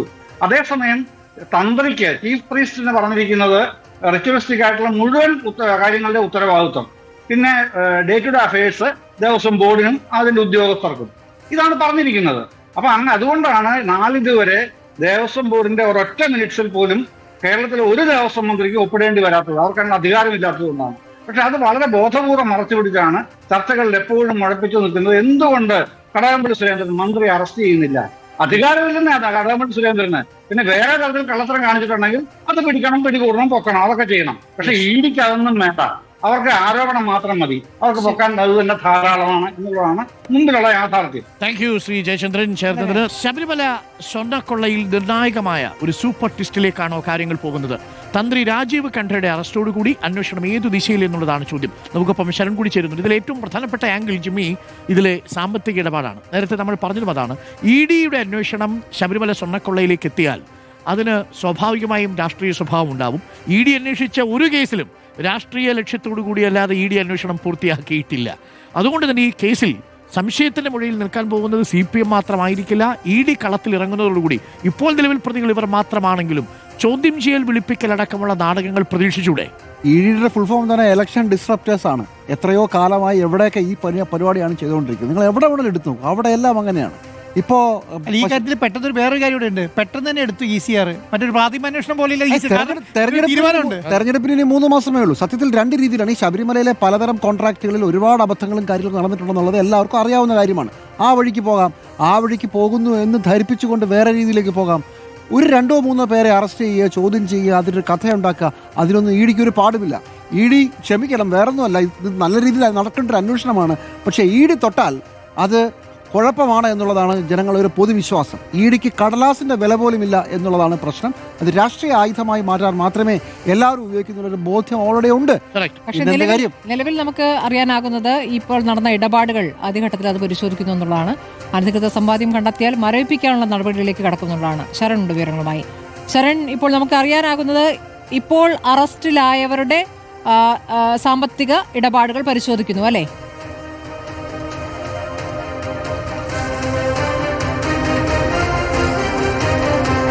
സ്മൃതി, അതായത് SITയുടെ കേസാണെന്നുണ്ടെങ്കിൽ സ്വാഭാവികമായിട്ടും നമുക്കറിയാം മാസങ്ങൾ നീളുന്ന കേസ് അന്വേഷണം മാത്രമാണ്. എന്നാൽ എൻഫോഴ്സ്മെന്റ് ഡയറക്ടറെ സംബന്ധിച്ച് അവർ ചിലപ്പോൾ വർഷങ്ങളെടുത്ത് അന്വേഷിക്കുന്ന ഒരു കേസ് കൂടിയായി ഇത് മാറാം. കാരണം കരുവന്നൂർ അടക്കമുള്ള കേസുകളിൽ നമ്മൾ കണ്ടിരുന്നതാണ് എൻഫോഴ്സ്മെന്റ് ഡയറക്ടറിന്റെ അന്വേഷണം എത്ര വരെ നീണ്ടുപോയെന്നുള്ളതാണ്. ഇതിനിടയിൽ ഏതൊക്കെ രാഷ്ട്രീയ നേതാക്കളിലേക്ക് അന്വേഷണം പോകുമെന്നുള്ളതൊക്കെ തന്നെ നമ്മൾ കാത്തിരുന്ന് കാണേണ്ടിയിരിക്കുന്നു. ഇതിൽ ഏറ്റവും പ്രധാനമായും ഇന്നലെ ECR രജിസ്റ്റർ ചെയ്തതിന് പിന്നാലെ എൻഫോഴ്സ്മെന്റ് ഡയറക്ടറേറ്റ് വേഗത്തിലുള്ള നടപടികളിലേക്ക് കടക്കുന്നു. ആദ്യഘട്ടത്തിൽ അവർ തീരുമാനിച്ചിരിക്കുന്നത് 3 പേരെ കേന്ദ്രീകരിച്ചുള്ള അന്വേഷണമാണ്. ഒന്ന് ഉണ്ണികൃഷ്ണൻ പോറ്റിയാണ്. ഇതിന് പുറമെ സ്മാർട്ട് ക്രിയേഷൻസ് ഉടമയായ പങ്കജ് ഭണ്ഡാരി, ഒപ്പം തന്നെ ഗോവർദ്ധൻ എന്നിവരുടെ സാമ്പത്തിക ഇടപാടുകൾ കേന്ദ്രീകരിച്ച് അന്വേഷണം നടത്താനാണ് തീരുമാനിച്ചിരിക്കുന്നത്. അതിന് കാരണമെന്ന് പറയുന്നത് ശബരിമലയിൽ നിന്ന് മോഷ്ടിച്ച സ്വർണം അത് സ്മാർട്ട് ക്രിയേഷൻസിലേക്ക് എത്തിക്കുന്നു, വേർതിരിക്കുന്നു, വിൽക്കുന്നു. അങ്ങനെ വിറ്റയിലൂടെ സാമ്പത്തിക ഇടപാടുകൾ നടന്നിട്ടുണ്ട്. ഇവിടെ പ്രധാനമായും SIT ക്രൈം ആണ് പരിശോധിക്കുന്നതെന്നുണ്ടെങ്കിൽ EDയെ സംബന്ധിച്ച് അത് പ്രൊസീഡ്സ് ഓഫ് ക്രൈം ആണ്. ഒരു കുറ്റകൃത്യം നടന്നിട്ടുണ്ടെങ്കിൽ, സ്വർണം അത്തരത്തിൽ വിറ്റിട്ടുണ്ടെങ്കിൽ അതിന്റെ പണത്തിന്റെ പങ്ക് ആരൊക്കെ കൈപ്പറ്റിയിട്ടുണ്ട് എന്നുള്ളതാണ് EDക്ക് അന്വേഷിച്ച് കണ്ടെത്താനുള്ളത്. അതുകൊണ്ട് തന്നെ ഈ ഒരു അന്വേഷണം ആദ്യഘട്ടത്തിൽ നിർണായകമെന്ന് തന്നെ പറയേണ്ടി വരും. ഏതെങ്കിലും വിധത്തിൽ ഈ സ്വത്ത്, അതായത് അനധികൃത സമ്പാദ്യമാണെന്ന് കണ്ടെത്തുകയാണെന്നുണ്ടെങ്കിൽ അത് ആദ്യം ഫ്രീസ് ചെയ്യാനുള്ള നടപടികളിലേക്കായിരിക്കും ED കടക്കുക. അതിന്റെ അടുത്ത ഘട്ടം എന്നോണമാണ് കണ്ടുകെട്ടാനുള്ള നടപടികളിലേക്ക് ED പോവുകയും ചെയ്യുക. എന്തായാലും ഇപ്പോൾ ഈ പ്രാഥമികമായി ശേഖരിക്കുന്ന വിവരങ്ങൾ അതിന്റെ അടിസ്ഥാനത്തിലായിരിക്കും പിന്നീട് ചോദ്യം ചെയ്യൽ നടപടികളിലേക്ക് കടക്കുക എന്നുള്ളതാണ് മനസ്സിലാക്കാൻ കഴിയുന്നത്. ഇതിൽ പ്രധാനപ്പെട്ട കാര്യം, സാധാരണഗതിയിൽ എൻഫോഴ്സ്മെന്റ് ഡയറക്ടറേറ്റ് ഒരു കള്ളപ്പണ കേസ് രജിസ്റ്റർ ചെയ്യുകയാണെന്നുണ്ടെങ്കിൽ തുടക്കത്തിൽ തന്നെ പ്രതികൾ ഉണ്ടാകണമെന്നില്ല. അന്വേഷണ പുരോഗതി വെച്ച് പ്രതികളെ ചേർക്കാനുള്ള നടപടികളിലേക്ക് തന്നെ പോകുന്നതാണ്. പക്ഷേ ഇവിടെ SITയുടെ 15 പ്രതികൾ, അതായത് SIT കേസിലെ 15 പ്രതികളെയും ഉൾപ്പെടുത്തിയാണ് ECR രജിസ്റ്റർ ചെയ്തിരിക്കുന്നത്. അതുകൊണ്ട് തന്നെ മുഴുവൻ പേരെ ചോദ്യം ചെയ്യാനുള്ള നടപടികളിലേക്ക് കടക്കും. നിലവിൽ റിമാൻഡിൽ കഴിയുന്ന പ്രതികളെ കോടതിയുടെ അനുമതി വാങ്ങിക്കൊണ്ട് ചോദ്യം ചെയ്യാനുള്ള നീക്കമായിരിക്കും ED നടത്തുക. Okay Sharan, thank you Sharan. നമുക്ക് ഇനി ചില പ്രതികരണങ്ങൾ കൂടി കേൾക്കണം. ആ പ്രതികരണങ്ങളിലാണ് ഈ കേസിന്റെ ചുരുളുകൾ കിടക്കുന്നത്. തുടക്കം മുതലുള്ള പ്രതികരണങ്ങളുണ്ട്. നമ്മൾ ഇതിൽ 2 പ്രതികരണങ്ങളാണ് ഇപ്പോൾ പ്രധാനമായിട്ടും ഫോക്കസ് ചെയ്യുന്നത്. ഒന്ന് പത്മകുമാറിന്റെയും ഒന്ന് തന്ത്രി രാജീവ് കണ്ഠരുടെയും പ്രതികരണങ്ങൾ. ആദ്യം നമുക്ക് പത്മകുമാറിന്റെ പ്രതികരണം ഒന്ന് കാണാം. പത്മകുമാർ യഥാർത്ഥത്തിൽ സംശയത്തിന്റെ നിഴലിൽ ആദ്യഘട്ടത്തിൽ ഉണ്ടായിരുന്നില്ല. പത്മകുമാർ ഈ കേസിൽ താൻ ശബരിമലയിലെ ഒരു വിശ്വാസി മാത്രമല്ല, ശബരിമലയിലെ ആചാരവുമായി തന്റെ കുടുംബത്തിന് ബന്ധമുണ്ട് എന്നാണ് ഈ പത്മകുമാർ പറഞ്ഞിരുന്നത്. പക്ഷേ ആദ്യം തന്നെ പത്മകുമാർ എടുത്തൊരു നിലപാട് പിന്നീട് പത്മകുമാറിന് തന്നെ ഒരു വിപരീതമായിട്ട് വരുന്നു, ദോഷമായിട്ട് വരുന്നത് കണ്ടു. ചെമ്പുമായി ബന്ധപ്പെട്ട് പാളി സ്വർണ്ണമായിരുന്നോ ചെമ്പായിരുന്നോ, അതിനാദ്യം പത്മകുമാർ നൽകിയ ആ മറുപടി ഒന്ന് സൂക്ഷിച്ച് കേൾക്കണം പ്രേക്ഷകർ. കേൾക്കാം. ഞാൻ പ്രസിഡന്റായിരുന്ന് എൻ്റെ ഭാഗത്ത് ശബരിമല ആചാരത്തിന് വിരുദ്ധമായിട്ടോ നിയമത്തിന് വിരുദ്ധമായിട്ടോ എന്തെങ്കിലും ഞങ്ങളുടെയൊക്കെ കാലത്ത് ചെയ്തിട്ടുണ്ടെങ്കിൽ പരിശോധിക്കണം. ഞാൻ ചുമതല ഏറ്റെടുക്കുമ്പം ആ സ്വർണം മുഴുവൻ പോയി നിൽക്കുന്ന ചെമ്പുപാളിയാണ്. ചെമ്പുപാളിയാണല്ലോ യഥാർത്ഥത്തിൽ. ഇപ്പോഴത്തെ ദേവസ്വം ബോർഡ് പ്രസിഡന്റ് ഇതുവരെ വിദേശയാത്ര നടത്തിയിട്ടില്ലല്ലോ. ഞാൻ നടത്തിയിട്ടില്ലല്ലോ. വേറെ ചില പ്രസിഡന്റുമാർ വിദേശയാത്ര നടത്തിയില്ലേ? ആരുടെ കെയർ ഓഫിലാണ് വിദേശയാത്ര നടത്തിയത്? എന്തിൻ്റെ അടിസ്ഥാനത്തിലാണ് വിദേശയാത്ര നടത്തിയത്? അപ്പോൾ അതുകൊണ്ട് ഇതൊക്കെ പരിശോധിക്കുമ്പോൾ ഇതെല്ലാം പരിശോധിക്കണം. ഇതിൽ സ്മൃതി വളരെ പ്രധാനപ്പെട്ട കാര്യമാണ്. വിദേശയാത്ര, ഒന്ന് വിദേശയാത്ര, 2 ചെമ്പ്. അതായത് അദ്ദേഹം അവിടെ സ്ട്രെസ് ചെയ്യുന്നുണ്ട്. സ്വർണം പോയി എന്ന് പറയുന്നുണ്ട്. സ്വർണം പോയി എന്ന് പറഞ്ഞത് ചെമ്പുപാളിയാണല്ലോ. ശബരിമലയുമായിട്ട് പണ്ട് മുതലേ ബന്ധമുള്ള കുടുംബം അദ്ദേഹം തന്നെ എന്ന് പറയുന്നത് അവകാശപ്പെടുന്നുണ്ട്. അല്ല, അത് അങ്ങനെയാണ്, സത്യമാണതാണ്. അപ്പൊ അദ്ദേഹത്തിന് അറിയാതിരിക്കില്ല അതെന്താണ്, അത് പൊതിഞ്ഞിരിക്കുന്ന സ്വർണ്ണമാണോ ചെമ്പാണോ എന്ന് കൃത്യമായിട്ട് അറിയുന്ന ആളല്ലേ. ഒരു പക്ഷേ അത് ഈ പറഞ്ഞതുപോലെ ആ സ്ട്രെസ് ചെയ്തതിനകത്താണ് ഒരു സംശയം ഈ ഉണ്ടാകുന്നത്. ദൈവതുല്യൻ എന്ന് പറഞ്ഞതിന്റെ അകത്തെ ദൈവതുല്യ ഇദ്ദേഹത്തിന്റെ മൊഴി പുറത്തു വന്നിട്ടില്ലല്ലോ. ഈ പത്മകുമാറിന്റെ ആണെങ്കിലും അറസ്റ്റ് ചെയ്ത ആരുടെയും മൊഴി പുറത്തു വന്നിട്ടില്ല. അപ്പൊ ആ മൊഴി പുറത്തു വരാത്തോണ്ടാണ് നമുക്കൊന്നും പറയാൻ കഴിയില്ല. അല്ല, നമ്മൾ ഈ പുറത്തു വന്നേക്കുന്നതിൽ ഏറ്റവും പ്രധാനപ്പെട്ട ഒരു മൊഴി ഇതാണ്. അല്ല, ഇതുമാണ്. പിന്നെ രണ്ടാമത് ദൈവതുല്യനാണ്. അതിലേക്ക് നമുക്ക് പോകണം. അതിനു മുമ്പ് ആന്റോ ശ്രീനാഥ് പത്മകുമാറിനെ സംശയിക്കാനുള്ള ഒരു പോയിന്റ് എന്താ അറിയോ, ഇത് ചെമ്പ് പാളി അല്ലല്ലോ, ഇത് സ്വർണം പൂശിയ പാളിയാണെന്ന് പത്മകുമാൻ അറിയാം. അപ്പൊ പിന്നെ എന്തിനാണ് ഇങ്ങനെ ഇത് ചെമ്പുപാളിയാണ്, ഈ ചെമ്പുപാളി അല്ലേ എന്ന് ചോദിക്കുന്നത്? മാത്രമല്ല അതിൽ നിന്ന് തന്നെയാണ് സ്വർണം ഉരുക്കി എടുത്തിരിക്കുന്നത്. റിമാൻഡ് റിപ്പോർട്ടിൽ ഇത് പ്രത്യേകം പറയുന്നുണ്ട്. ഇതേക്കുറിച്ച് കൃത്യമായി അറിയാവുന്ന പത്മകുമാർ, അദ്ദേഹം ദേവസ്വം ബോർഡിന്റെ ഭരണത്തിലെത്തുന്നതിന് മുമ്പ് തന്നെ അറിയാവുന്ന ഒരാൾ, അവിടുത്തുകാരൻ, ശബരിമലയിലെ സ്ഥിരമായി പോകുന്നയാൾ. അതായത് ഓൺ റെക്കോർഡിൽ നുണ പറഞ്ഞ ഒരേ ഒരു അത് മൊഴിയിലുമുണ്ട് രേഖയിലുമുണ്ട് എന്നുള്ളതാണ് പത്മകുമാറിനെ കുടുക്കിയത്. ഇതായിരുന്നു അതിലെ നിർണായകമായ ബൈറ്റ്. റിപ്പോർട്ടർ പ്രേക്ഷകർക്ക് നൽകിയ രണ്ടാമത്തെ പ്രധാനപ്പെട്ട ബൈറ്റ്. ദൈവതുല്യർ എന്നുള്ള പ്രയോഗം എങ്ങനെ വന്നു എന്നുള്ളതല്ലേ. ദൈവതുല്യർ എന്ന പ്രയോഗം റിപ്പോർട്ടറിലൂടെ പത്മകുമാർ പറയുന്നത് കൂടി ഒന്ന് കേൾക്കൂ. ഇപ്പോൾ രാജീവ് കണ്ഠരുടെ അറസ്റ്റിലേക്ക് എത്തി നിൽക്കുന്ന മൊഴി നൽകിയിരിക്കുന്നത് പത്മകുമാറാണ് എന്നുള്ളത് ഈ ബൈറ്റ് കേട്ട പ്രേക്ഷകർക്ക് മനസ്സിലാവും. ഹൈക്കോടതിയുടെ നേരിട്ടുള്ള നിയന്ത്രണത്തിലും അവരുടെ നിയന്ത്രണത്തിലുള്ള അന്വേഷണം പ്രത്യേക സംഘം നടത്തുകയാണല്ലോ. നടത്തട്ടെ. ഞങ്ങളുടെ ആരുടെയെങ്കിലും ഭാഗത്ത് എന്തെങ്കിലും വീഴ്ചയുണ്ടായിട്ടുണ്ടെങ്കിൽ കണ്ടുപിടിക്കട്ടെ. ചില ആൾക്കാർക്ക് ചിലരുടെ രക്തം വേണം. അങ്ങനെ ഒരു രക്തം കൊടുക്കാൻ ഇവിടെ ആളില്ല. അഴിമതി നടത്താൻ ഞങ്ങൾ നടത്തിയിട്ടില്ല. UDFന്റെ കാലത്ത്, കഴിഞ്ഞ കാലത്ത് ദേവസ്വം ഭരണത്തെ എങ്ങനെയാണോ ഉപയോഗിച്ചത് ആ രൂപത്തിൽ ഞങ്ങൾ ഉപയോഗിച്ചു എന്നാണ് അവരുടെ ധാരണ. ദൈവതുല്യരായി നമ്മൾ കരുതുന്ന ചില ആളുകൾ ഇങ്ങനെ ചെയ്യുമെന്ന് കരുതിയില്ല എന്ന് പറഞ്ഞപ്പോൾ ഉടനെ അത് പിണറായി വിജയനാണോ ദൈവതുല്യൻ, അതോ VN വാസവനാണോ, കടകംപള്ളി സുരേന്ദ്രനാണോ എന്നുള്ള ചോദ്യം വന്നിട്ടുണ്ട്. ഇവരാരും അല്ലാത്ത ചില ദൈവതുല്യന്മാരുണ്ട്. അത് പിന്നെ അന്വേഷണം കഴിഞ്ഞിട്ട് പറയാം. ഇത് ക്ലാരിറ്റിയാ. അപ്പൊ പിന്നീട് ഒരു വലിയ ചർച്ച നടന്നു. ഈ ദൈവതുല്യം കടകംപള്ളിയാണോ അല്ല എന്ന് പത്മകുമാർ തന്നെ പറഞ്ഞിട്ടുണ്ട്. പക്ഷേ സിംഗുലർ അല്ല, പ്ലൂറലാ, ദൈവതുല്യന്മാർ എന്നാ പറഞ്ഞു. അതായത് അതിൽ നിലവിലത്തെ തന്ത്രിയുണ്ടോ, ഇതൊക്കെ മാത്രമാണോ എന്നുള്ളതൊക്കെയാണ് പ്രധാനപ്പെട്ട ചോദ്യം. പക്ഷേ ഈ മൂന്ന് പേരും അല്ല എന്ന് പറയുന്നുണ്ട്. കടകംപള്ളിയല്ല, വാസവനല്ല, പിണറായി വിജയനല്ല എന്ന് പറയുന്നത്. പകരം ആര് എന്ന ചോദ്യം, അതാണ് ഇപ്പോൾ തന്ത്രി രാജീവ് കണ്ഠനിലേക്ക് എത്തിയിരിക്കുന്നത്. ഇനി നമുക്ക് രാജീവ് കണ്ഠന്റെ പ്രതികരണം കൂടി ഒന്ന് കേൾക്കാം അല്ലേ. ഈ രാജീവ് കണ്ഠന്റെ പ്രതികരണം പറയുന്നുണ്ട്. ഇതേ ആരോപണത്തിന് രാജീവ് കണ്ഠനോട് നമ്മൾ ഇതേ ചോദ്യം ചോദിച്ചു. അപ്പോൾ രാജീവ് കണ്ഠൻ പറഞ്ഞ മറുപടി കൂടി ഒന്ന് കേൾക്കാം. വീഴ്ച ദേവസ്വം ബോർഡിന് ബാധിച്ചിട്ടുണ്ടല്ലോ. എല്ലാ തന്ത്രിയുടെ തലയെ കെട്ടിവെച്ച് രക്ഷപ്പെടാനാണ് എല്ലാവരും നോക്കുന്നത്. തന്ത്രി ഇതിൻ്റെ അകത്തൊന്നും അല്ല. ഞാൻ ദൈവതുല്യനൊന്നും അല്ല, ഞാൻ വെറും ഒരു തന്ത്രിയാണ്. ഇതിൻ്റെ അകത്ത് അനുവാദം കൊടുക്കുക എന്നുള്ളത് മാത്രമേ ഉള്ളൂ. നടത്തിപ്പുകാരൊക്കെ ദേവസ്വം ബോർഡ് അവരതൊക്കെ ചെയ്യുന്നത്. അതിൻ്റെ അകത്ത് കാര്യമൊന്നും ഞാൻ അന്വേഷിക്കേണ്ട കാര്യമില്ല. അതിനകത്ത് കേടുപാടുകളുണ്ട്, മാറ്റാനുള്ള അനുവാദം തരണമെന്ന് വെച്ചാൽ നമ്മൾ അനുവാദം കൊടുക്കുന്നു എന്ന് മാത്രമേ ഉള്ളൂ. അല്ലാതെ തന്ത്രിക്ക് ഇതിലെന്ത് പങ്കാവുള്ളത്? അവരാണ് നിയമപരമായിട്ട് എല്ലാ കാര്യങ്ങളും അനുമതി കൊടുക്കേണ്ടതും ഒക്കെ ദേവസ്വം ബോർഡാണ്. നിർമ്മാണ പ്രവർത്തനങ്ങൾക്കും ഒക്കെ അത് തന്ത്രിയുടെ ഇതിലുള്ളതല്ല. ഇതാണ് ഇതിലെ ഏറ്റവും പ്രധാനപ്പെട്ട അതിനകത്ത് അദ്ദേഹം പറഞ്ഞത് അദ്ദേഹം അനുവാദം കൊടുത്തു എന്നാണ്. അതാണ് പ്രശ്നവും. അനുവാദം കൊടുത്താൽ തീർന്നില്ലേ? അല്ല, ഇപ്പൊ എന്റെ സംശയം അതല്ല. വളരെ ലോജിക്കലായിട്ട് ആലോചിച്ച് നോക്കൂ. നിങ്ങളുടെ വീട്ടിൽ നിന്നൊരു സ്വർണം ഒരാൾ മോഷ്ടിച്ചു കൊണ്ടുപോകുന്നു. അയാൾ ആ സമയത്ത് അത് മോഷ്ടിച്ചോ ഇല്ലയോ എന്ന് നിങ്ങൾക്കറിയില്ല. അത് മോഷണമാണ്. ആ മോഷണം നടക്കുന്ന സമയത്ത് അത് മോഷ്ടിക്കാനുള്ള അനുവാദം നിങ്ങൾ കൊടുത്തു. മോഷണമെന്ന് അറിയില്ല എന്നുള്ള ആയിക്കോട്ടെ, അതിപ്പോൾ മോഷണമാണല്ലോ. അതിന് അനുവാദം കൊടുത്തത് ആരാണ്? അതല്ലേ പത്മകുമാർ. ആയിക്കോട്ടെ, അല്ല ഇനി അതാണ് രണ്ടാമത്തെ ഒരു കാര്യം. പത്മകുമാറിന്റെയും കാര്യം അത് തന്നെയല്ലേ, വിജയകുമാറിന്റെ കാര്യം അതല്ലേ, ശങ്കർദാസിന്റെ കാര്യം അതല്ലേ. അതായത് അനുവാദം കൊടുത്തു, ഇത് തടഞ്ഞില്ല ട്രാവൻകൂർ മാനുവൽ പ്രകാരം എന്നുള്ളതാണല്ലോ. അത് മാത്രമല്ല, രണ്ടുപേരും ചെയ്ത് ഒന്ന് പിച്ചളാന്ന് എഴുതി, ചെമ്പ് മാറ്റി പിച്ചള, പിന്നെ പിച്ചളയും തെറ്റാണ്, അത് വെട്ടി എഴുതിയത് ചെമ്പ്.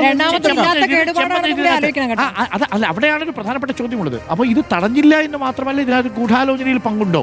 പക്ഷെ അനുമതി എന്തിനു കൊടുത്തു എന്നുള്ള ഇതിനകത്തൊരു പ്രശ്നമുണ്ടെന്ന്. എന്താണെന്നറിയോ, ഇപ്പം ശില്പി നേരത്തെ പറഞ്ഞിട്ടില്ലേ, കാരണം 18ാം പടിക്ക് മേലേക്ക് വേറെ ആരും ഇടപെടണ്ട, ഞങ്ങൾ തീരുമാനിച്ചോളാം എന്ന് പറയുമ്പോൾ ഈ പറയുന്ന ഉണ്ണികൃഷ്ണൻ പോറ്റിന്റെ അടുത്ത് കൊടുത്തു വിടുമ്പോൾ പ്രശ്നമില്ല. കാരണം എന്താ, ഇവരുടെ കീശാന്തിക്കാരനാണ്, അപ്പോൾ അവർ കൊണ്ടുപോയിക്കോട്ടെ എന്നുള്ളതാണ്. ഇപ്പം ഞാൻ പറയുന്നത് ദേവസ്വം ബോർഡിന്റെ കയ്യിൽ കൊടുത്തു വിടുകയാണെങ്കിൽ അനിറ്റ വേണം, പേപ്പർ കൊടുക്കണം, ഒക്കെ വേണം. ഇത് ദേവസ്വം ബോർഡിന്റെ ആളല്ല കൊണ്ടുപോകുന്ന ആരാ? ഉണ്ണികൃഷ്ണൻ പോറ്റി ഇവർക്ക് അറിയാവുന്നവരാണ്. അപ്പൊ പിന്നെ അത് ക്ലാരിറ്റിയോടെ അവശേഷിക്കുന്നത് 4 മിനിറ്റ് മാത്രമാണ്. ഒരു 1.5 മിനിറ്റ് വീതം നമുക്കിത് സമ്മപ്പ് ചെയ്യുകയാണെങ്കിൽ ജിമ്മിയിൽ തുടങ്ങാൻ തോന്നുന്നു. ജിമ്മി, ഈ അന്വേഷണം ഇപ്പോൾ ഒരു രാഷ്ട്രീയ വിഷയമായിട്ട് മാറുന്നു. BJP തന്ത്രിക്ക് പിന്തുണ പ്രഖ്യാപിച്ചിട്ടില്ലെന്നൊക്കെ പറയുന്നുണ്ടെങ്കിലും തന്ത്രിയെ ബലിയാടാക്കിക്കൊണ്ട് മന്ത്രിയെ രക്ഷപ്പെടുത്താൻ നോക്കണ്ട എന്നതാണ് BJPയുടെ പൊളിറ്റിക്കൽ ലൈൻ.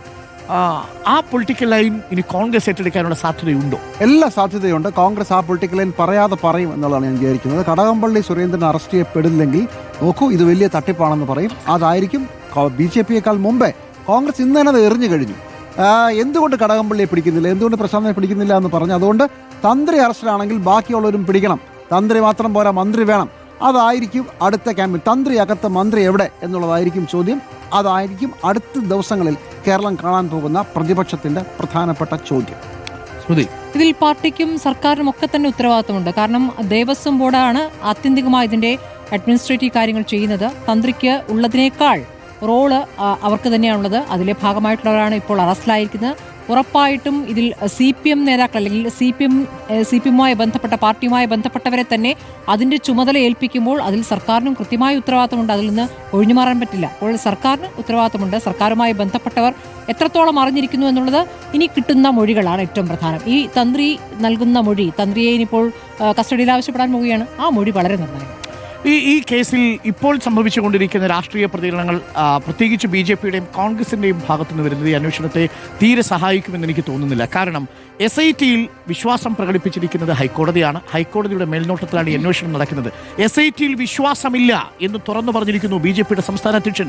ഏത് SITയിൽ? ഹൈക്കോടതിയുടെ മേൽനോട്ടത്തിൽ നടത്തുന്ന ഈ SITയിൽ എന്ന് പറഞ്ഞാൽ BJP ഒരു പുതിയ കഥ, നാമജപ ഘോഷയാത്രയ്ക്ക് സമാനമായൊരു കഥയുമായിട്ട് വരാൻ പോകുന്നു എന്നുള്ളതാണ് എൻ്റെ ഒരു വിലയിരുത്തൽ. അതിൻ്റെ തുടക്കം ഇന്നുണ്ട്. സന്ദീപ് വാചസ്പതി തന്ത്രിയുടെ വീട്ടിൽ പോയി. ഈ കേസിൽ അറസ്റ്റ് ചെയ്ത 11 പേരുടെ വീട്ടിലും സന്ദീപ് വാചസ്പതി പോയിട്ടില്ലല്ലോ. ഈ കേസിൽ അറസ്റ്റ് ചെയ്യപ്പെട്ട 11 പേരുടെ വീട്ടിൽ ആറന്മുളയിലല്ലേ വൈറ്റിലും അങ്ങനെയല്ല. അവിടെയാണ് തന്ത്രിയെ സംരക്ഷിക്കാനുള്ള ഒരു നീക്കം സംഘപരിവാർ നടത്തുന്നു എന്നുള്ളത് ഈ അന്വേഷണത്തെ ഒന്ന് അട്ടിമറിക്കുക മാത്രമല്ല, ഈ അന്വേഷണത്തിന്റെ പേരിൽ മറ്റൊരു രാഷ്ട്രീയ വ്യാഖ്യാനം ഉണ്ടാക്കാൻ പോകുന്നു. അത് യുവതീ പ്രവേശനവുമായി ബന്ധപ്പെട്ട വിഷയത്തിലാണ്. പക്ഷേ ഇവിടെ ഒരു ഇരട്ടത്താപ്പുണ്ടെന്ന് പ്രേക്ഷകർ തിരിച്ചറിയണം. അന്ന് ആചാരലംഘനം നടന്നിട്ടില്ല. കാരണം എന്താ? ആചാരലംഘനം എന്നുള്ളത് ഭരണഘടനാപരമായി നമുക്ക് പറയാൻ കഴിയില്ല. ഭരണഘടനാപരമായ ഒരു ഏജൻസിയും അന്ന് യുവതീ പ്രവേശനം നടന്നതിനെ എതിർത്തിട്ടില്ല. ഒരു ഏജൻസിയും എതിർത്തിട്ടില്ല. സുപ്രീം കോടതിയുടെ ഉത്തരവിനെ തുടർന്നാണ് അവിടെ യുവതീ പ്രവേശനം നടക്കുന്നത്.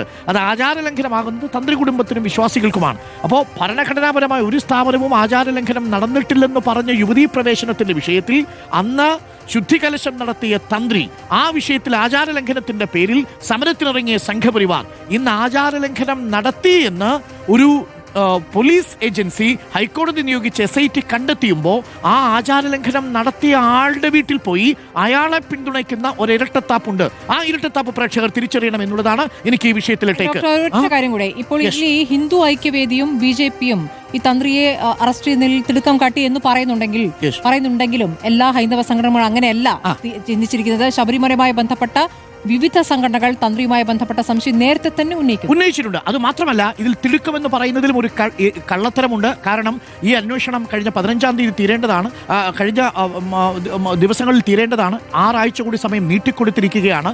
ഇപ്പോൾ അധിക സമയം എടുത്തുകൊണ്ടാണ് ഈ അന്വേഷണം പോകുന്നത്. ഒട്ടും തിടുക്കപ്പെട്ടിട്ടില്ല, വളരെ വൈകി എന്നുള്ളതാണ് യാഥാർത്ഥ്യം. പക്ഷേ തിടുക്കപ്പെട്ടുള്ള അറസ്റ്റ് എന്നുള്ള വ്യാഖ്യാനം വരുന്നു. ഇപ്പോൾ 2 കാര്യങ്ങൾ. ഒന്ന്, തന്ത്രിയെ അറസ്റ്റ് ചെയ്തത് വലിയ ഒരു കുറ്റമാണ് എന്ന മട്ടിലേക്ക് അവതരിപ്പിക്കപ്പെടുന്നത്. കാരണം 18-ാം പടിക്ക് മുകളിൽ ഏത് ഒരു ഇല അനങ്ങണമെങ്കിൽ പോലും തന്ത്രിയുടെ അനുമതി അവിടെ ആവശ്യമുണ്ട്. തന്ത്രി അറിയാതെ ഒരു ഇലയും അനങ്ങില്ല. ഇത് കൊണ്ടുപോകുമ്പോഴും തിരികെ കൊണ്ടുവരുമ്പോഴും തന്ത്രിയുടെ സാന്നിധ്യം അവിടെയുണ്ട്. തന്ത്രി തടസ്സം എഴുതിയിട്ടില്ല മഹസറിൽ എന്നുള്ളതും പ്രധാനപ്പെട്ട കാര്യമാണ്. പോറ്റിയുമായിട്ട് ഇയാൾക്ക് അടുത്ത ബന്ധമുണ്ടായിരുന്നു തന്ത്രിക്ക്. പോറ്റി അദ്ദേഹത്തിന്റെ മകൻ ബ്രഹ്മദത്തിന്റെ വിവാഹത്തിൽ പ്രധാനപ്പെട്ട ഒരു അദ്ദേഹത്തിന്റെ സജീവ പങ്കാളിത്തം നമ്മൾ കണ്ടതാണ്. റോദ്ധം ജുവലറിയിൽ ഉണ്ണികൃഷ്ണൻ പോറ്റി പറഞ്ഞിട്ടാണ് മഹേഷ് കണ്ഠര് പോകുന്നത്. ഇങ്ങനെ ഒരുപാട് ദുരൂഹതകളുണ്ട്, വാജിവാഹനം അടക്കം വിശദീകരിക്കുന്നില്ല. അപ്പൊ അതുകൊണ്ട് BJPയുടെ നിലപാടിൽ ഒരു ഇരട്ടത്താപ്പുണ്ട്. വരുന്ന ദിവസം കേരളം അതീവ ജാഗ്രതയോടെ ഇരുന്നില്ലെങ്കിൽ യുവതീ പ്രവേശന വിഷയത്തിലുണ്ടായ അതേ വിഷയം ഇവിടെ ഉണ്ടാവും. ഒറ്റ വാചകമേ ഉള്ളൂ. അന്ന് ആചാരലംഘനം നടക്കാതെ ആചാരലംഘനത്തിന്റെ പേരിൽ പ്രക്ഷോഭത്തിനിറങ്ങുന്നവർ ആചാരലംഘനം നടത്തിയ തന്ത്രിയെ പിന്തുണയ്ക്കാൻ എത്തുന്നത്, അതായത് എന്ന് പറയുന്ന ഈ അറസ്റ്റ് റിപ്പോർട്ടിന്റെ അടിസ്ഥാനത്തിൽ തന്ത്രിയെ പിന്തുണയ്ക്കാൻ എത്തുന്നതിന് പിന്നിൽ ഒരു ഇരട്ടത്താപ്പുണ്ട്. അത് കേരളം തിരിച്ചറിയണം എന്നുള്ളതാണ് എൻ്റെ ടേക്ക്. കേരളത്തിൽ BJPയുടെയും കോൺഗ്രസിന്റെയും ഒരേ ആശയമായി മാറിയിരിക്കുന്നതാണ്. ഒന്നാമത്തെ കാര്യം എന്ന് പറഞ്ഞാൽ തന്ത്രിയെ അറസ്റ്റ് ചെയ്യൽ എന്തോ ഗൂഢാലോചന ഉണ്ടെന്നുള്ള നിലയ്ക്കാണ് പറഞ്ഞു വരുന്നത്. എന്ന് പറഞ്ഞാൽ SITയിൽ വിശ്വാസമില്ല എന്നുള്ള, ഹൈക്കോടതിയുടെ SITയിൽ വിശ്വാസമില്ല, തന്ത്രിയും തന്ത്രിയെ അറസ്റ്റ് ചെയ്തതിൽ എന്തോ ഗൂഢാലോചന നടക്കുന്നുണ്ട് എന്നുള്ളതാണ്. അപ്പം തന്ത്രിയെ മാത്രം ബലിയാടാക്കിക്കൊണ്ട് മന്ത്രിയെ രക്ഷിക്കാനുള്ള ഒരു നീക്കം നടക്കുന്നുണ്ട് എന്ന് പറഞ്ഞാൽ അതാരാ SITയിൽ വിശ്വാസമില്ല എന്നുള്ളതാണ് പറഞ്ഞുകൊണ്ടിരിക്കുന്നത്. അപ്പം രണ്ട് കാര്യത്തിലാണ് കേരളത്തിൽ തീരുമാനമായിരിക്കും. ഒന്ന്, ദൈവതുല്യൻ ആരാണെന്നുള്ള കാര്യത്തിൽ തീരുമാനമായിരിക്കുന്നു. കഴിഞ്ഞ പഞ്ചായത്ത് തെരഞ്ഞെടുപ്പ് കാലത്ത് പോറ്റിയെ കയറ്റിയ പാട്ട് മാറ്റി എഴുതേണ്ട ഒരു ആവശ്യം വന്നിരിക്കുന്നു. കാരണം അതുമാണ് കാര്യമായി ഉപയോഗിച്ചത്.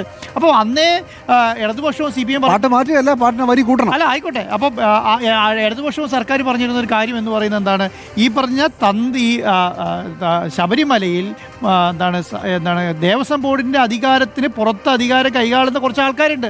ആ ആൾക്കാരുടെ ആ കാര്യങ്ങൾ പറഞ്ഞ് മുന്നോട്ട് പോകാന്നുള്ളതാണ്. അപ്പം തന്ത്രിയെ അവിടെ കയറ്റിയതും അത് മുന്നോട്ട് കൊണ്ടുപോയതും ആരാണ് എന്നുള്ള കാര്യത്തിൽ വ്യക്തമായ ഒരു തീരുമാനം വന്നിരിക്കുന്നു ഏകദേശമെങ്കിലും. ഇനി ഒരു കാര്യം കൂടെ പറഞ്ഞ് അവസാനിപ്പിക്കുക, എന്താണ് ശബരിമലയെ സംബന്ധിച്ചിടത്തോളം ഇനി കാണാൻ പോകുന്നതാണ് പൂരം. ഇതുവരെ പൂരം വന്നിട്ടില്ല എന്നുള്ളതാണ് എൻ്റെ അഭിപ്രായം. ജിമ്മി പറഞ്ഞതിനകത്ത് എനിക്ക് ഒരു വിയോജിപ്പുള്ളത്, ഭാഗികമായ ഒരു വിയോജിപ്പ്, തിരുത്തുകയും കൂടി വേണം. എന്താണെന്നറിയോ, കൂട്ടണം എന്നുള്ള കാര്യത്തിൽ എനിക്ക് സംശയമൊന്നുമില്ല. കാര്യം നിലവിൽ ഒരു ഭാഗം അതിനകത്തുണ്ട്. പക്ഷെ പോറ്റിയെ കയറ്റിയത് ആരാണെന്നൊരു ചോദ്യം ഉണ്ടല്ലോ. ഈ പോറ്റിയെ കയറ്റിയത് ആരുടെ കാലത്താണെന്നൊരു ചോദ്യം ഉണ്ടല്ലോ. ഇപ്പോൾ ഇത് തന്ത്രിയുടെ പേരിലേക്ക് വന്നു നിൽക്കുന്നു. ജി രാമൻ നായരായിരുന്നു അന്നത്തെ ദേവസ്വം ബോർഡ് പ്രസിഡന്റ് എന്നുള്ള വിവരം വരുന്നു. അത് UDFന്റെ കാലത്ത് നിയമിതനായിരിക്കുന്ന ജി രാമൻ നായരാണ്. കൊടിമരവും വാജിവാഹനവും ഉണ്ടായിരുന്നത് പ്രയാർ ഗോപാലകൃഷ്ണന്റെ കാലത്ത്.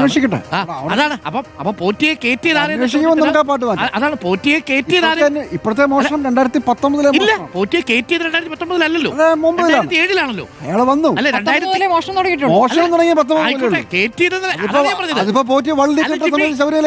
അതാണ്. പോറ്റിയെ കയറ്റിയത് ആര് എന്ന ചോദ്യത്തിന് ബാംഗ്ലൂരിൽ എങ്ങനെ കീറി മുറിക്കണം. അത് ആഘോഷിച്ചവർ കേൾക്കണമല്ലോ. തിരുത്തണം, വരി കൂട്ടണം. എന്റെ അഭിപ്രായത്തിൽ ഈ പറയുന്ന ഒരു കാര്യം ഉറപ്പാണ്, ശബരിമലയിലെ പഴയ കൊടിവിനോടെ തൽക്കാലം നമ്മുടെ മുമ്പിൽ ഈ കൊള്ളയുടെ കാര്യത്തിൽ എനിക്ക് അതിനകത്ത് വിയോജിപ്പില്ല. പക്ഷേ എനിക്ക് വിയോജിപ്പുള്ള ഒരേ ഒരു കാര്യമുള്ളൂ, പോറ്റിയെ കയറ്റിയത് ആരാണ് എന്ന ചോദ്യത്തിന് ചർച്ചയായി മാറിയ വിഷയമാണ്. വരട്ടെ, മണികൾ വരട്ടെ, ശില്പമല്ല ബാക്കി. നമുക്കറിയാവുന്ന വസ്തുത 2007 ചിത്രമാണ് ഏറ്റവും ഒടുവിലുള്ളത്. ആ സമയത്ത് ദേവസ്വം ബോർഡ് പ്രസിഡന്റ് ജി രാമൻ നായരാ, UDFന്റെ കാലത്ത് അപ്പോയിന്റ് ചെയ്യപ്പെട്ടിരിക്കുന്ന ആളാ. അപ്പൊ പോറ്റിയെ കയറ്റിയത് ആര്? ദേവസ്വം ബോർഡ് അല്ലാന്ന് എനിക്കറിയാം, കയറ്റിയത് തന്ത്രിയാ. പക്ഷെ അതെന്തിനാ മറച്ചു വയ്ക്കുന്നേ? അത് നമ്മൾ പറയട്ടെ. ശരി, മോഷണം 19. അതെ, കള്ളം കയറിയത് രാത്രിയാണ്, പക്ഷെ കട്ടത് പകലാണെന്ന് പറഞ്ഞാൽ രാത്രിയിലെ കാവൽക്കാരനെ വെറുതെ വിട്ടു. പട്ടാപ്പകലാണ് പോയത്. പക്ഷെ കള്ളം കയറി രാത്രിയാണ്, അത് വിണ്ടൂല. പോറ്റി വള്ളി നിൽക്കിട്ട് പണ്ടേ കയറ്റിയത് രാത്രിയിലാണ്. രാത്രിയിൽ ഡ്യൂട്ടി ഉണ്ടായിരുന്ന ആളിപ്പം പുറത്ത് വന്നിട്ട് ചോദിക്കുക, പകലല്ലേ കൊള്ള നടന്നതെന്ന് പറഞ്ഞ എന്റെ പേരും. അപ്പൊ പിന്നെ അന്വേഷിക്കുന്നത് കയറ്റിയതാണ്. കള്ളൻ വേറെ പണിക്ക് വന്ന് അതിനുശേഷം ആള് കള്ളനായത്.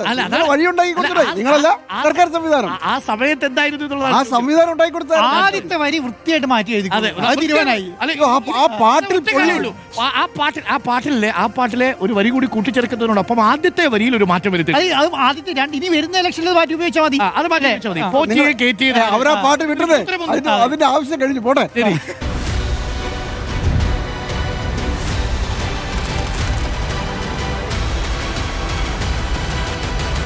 Debate with Dr. Arun Kumar.